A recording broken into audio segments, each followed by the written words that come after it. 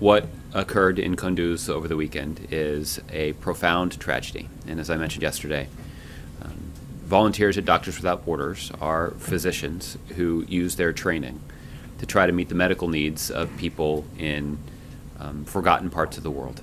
And these physicians, at great risk to their own personal security, enter into these situations to try to meet the needs of those who, in many cases, are in a terrible situation.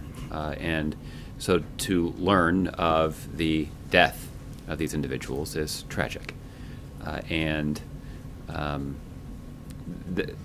I say all of that to make clear to you and to people around the world that this is something that the United States takes quite seriously. In fact, the Department of Defense goes to greater lengths than any other military organization in the world to prevent civilian casualties.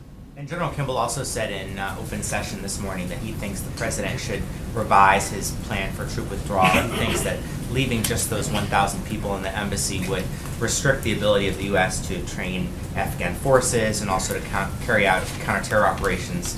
I know that you said yesterday that you're not going to put a timeline on the president's decision on this, but with the top commander there saying this pretty publicly, can you give us at least a sense of which way the president would be leaning on this issue?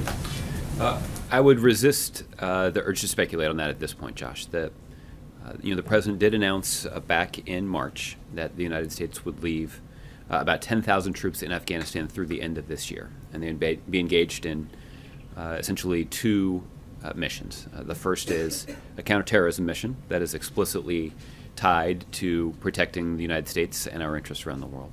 The second mission is separate but not completely unrelated, which is offering some training, advice, and assistance to Afghan security forces.